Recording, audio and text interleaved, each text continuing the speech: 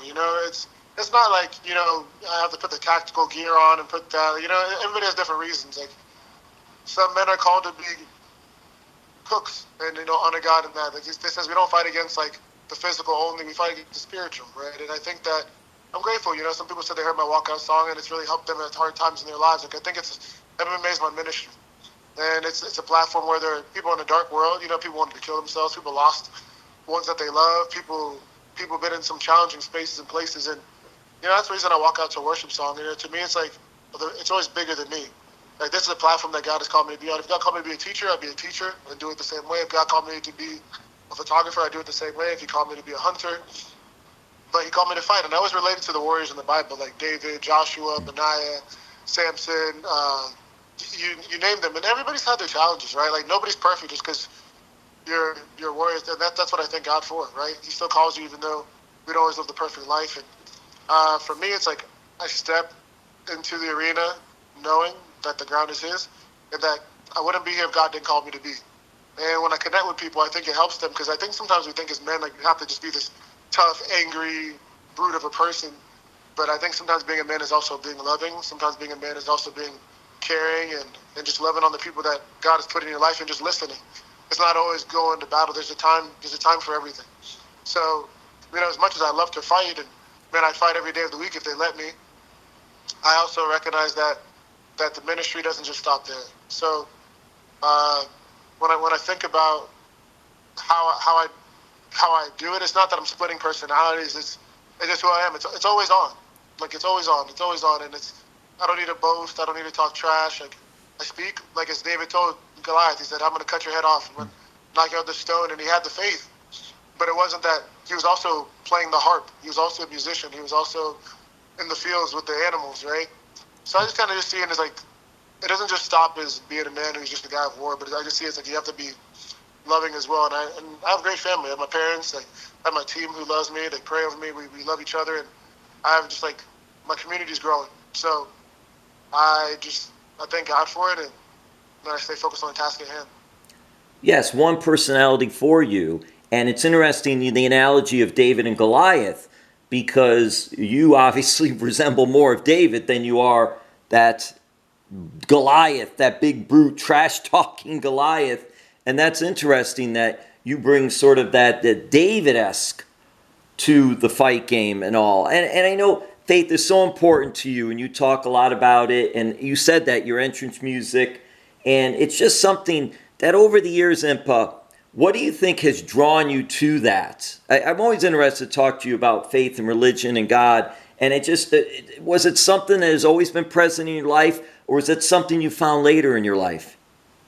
I wasn't a Christian until I was 18, really. And Christian, but, like, definitely a professional sinner. I think that sometimes we think Christianity is being perfect, right?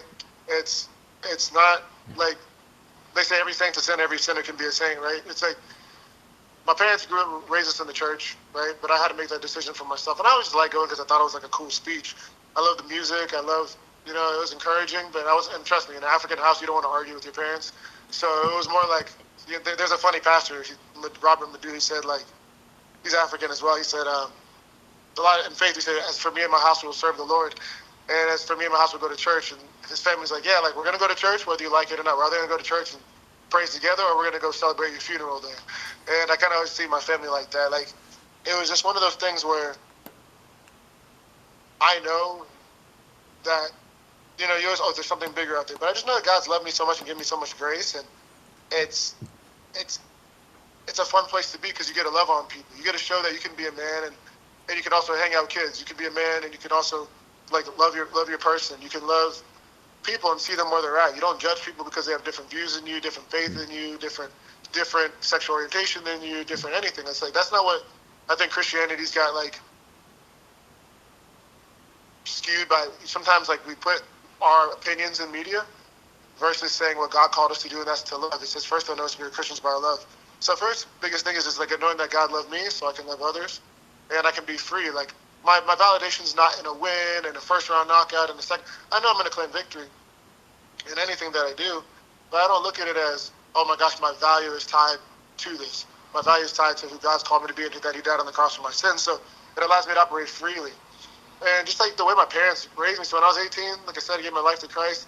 Went to college, and I was trying to like live the college life, like this, and I just the more and more I matured in my faith, I just realized life is a lot more peaceful with Christ in it at the center. And He's given me a lot of grace, man. I've had failures in business, failures in life, failures in fights, failures in goals, and He's never let me down. And in relationship, and at all times, like He just called me to greater. And I think like that's not something I did. That's not something my parents did. That's something God gave me. So the more and more I've lived life, the more and more I just realized like it's a lot better with Him at the center, and that's how I base my life. Impa, it's so interesting speaking to you, and just how you are at peace with your life, and you're able to do what you love to do. And just, I am curious, when you're preparing for a fight such as this one, how do you prepare for Dalton? He's a very strong fighter, a good fighter. Do you watch his fights prior? For this one, how did you prepare for it? Did you do things usual that you do, or how did it go for you for this one? I don't think anything's so much usual. I mean, yeah, there are usual things that we do, like, yeah, you still prep, you still train hard. But I had to go back to the basics and just trust myself and who I am. Like, Dalton is a good fighter. I know he has a lot on him. He has the pressure of the city. He has the pressure on himself. Just to show he's a little bit of a trash talker. He tries to play the games. You know, for me, it's like, it's not a game for me, you know, and I see it as something else. And I respect it, but it's like, I control what I can control.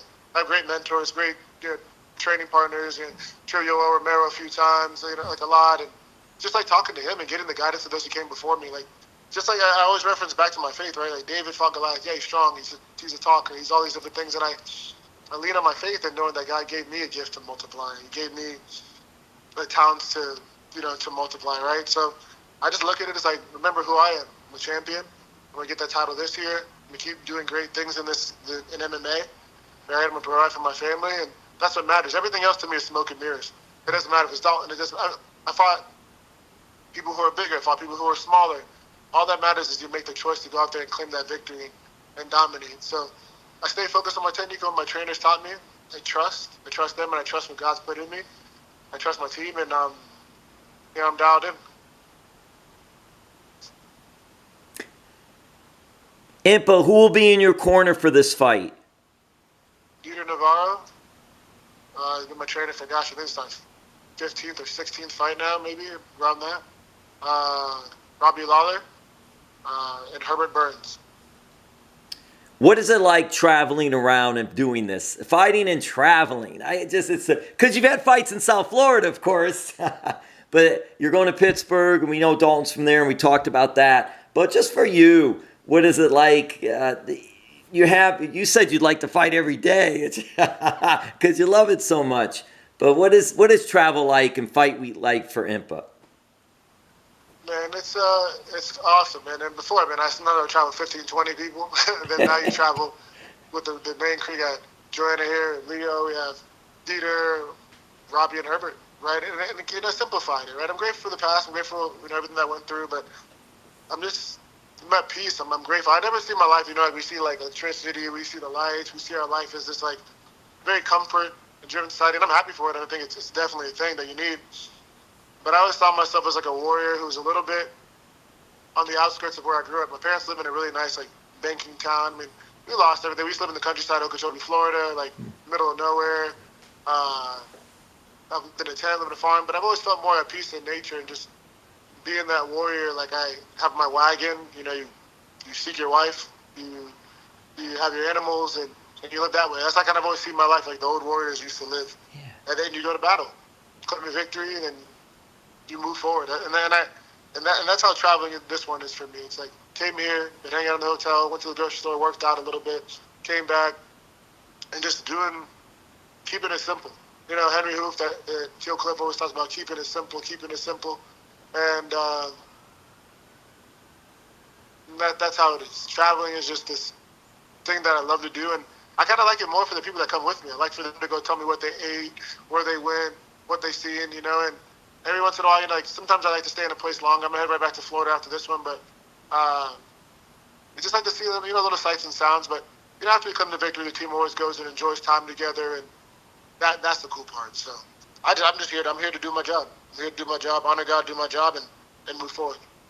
Yeah, this is like a fellowship for you and the team and everybody, or family. Team, I say team, but family as well. It's so cool. All right, Impa, we're going to wrap it up. So we got the big fight, PFL Pittsburgh, March 28th, Saturday at the UPMC Events Center in Moon Township, Pennsylvania, which is Pittsburgh area based. Hey, you also got in the main event, Johnny Eblen versus Bryan Battle. And Johnny, also South Florida, American top team. And then you got Impa against Dalton Rosta in the co-main event. It's a really good card. Impa, I'll close with this. What is it like? I mean, Johnny and Bryan are fighting in the main event, and that's middleweights. You all are middleweights. What is it like in that middleweight division in PFL? I believe PFL is the best middleweight division in the world right now. You know, the UFC has solid guys, we do too, and I think it's just cool to see, you know, that the market's growing and fighting, and you're starting to see it doesn't just have to be the UFC, it doesn't just have to be the PFL. You're going to see the best of the best fighters. Bryan and Johnny are two solid fighters. I fought both of them. Fought Bryan as an amateur. Fought Johnny, obviously, in 2024. Both excellent guys. A focused Johnny, I think, and he stays focused all the way through and does what he needs to do, can claim the victory, but so can a dangerous Bryan Battle who's using all of his tools, right? So that's an interesting matchup right there. Obviously, there's so many different implications on the line, but I think guys just got to stay focused on their task at hand, right? You can't look too far. They can't be too short-sighted either. But it's cool to be part of this division, and it's just you're not here by accident, so it means a lot. Well, Impa, thank you so much. You mean a lot to a lot of people, including me, and I appreciate your time as always. God bless you. Hope all goes well with the fight, and we will talk down the road. Yes, sir. Look forward to it. Thank you. God bless you.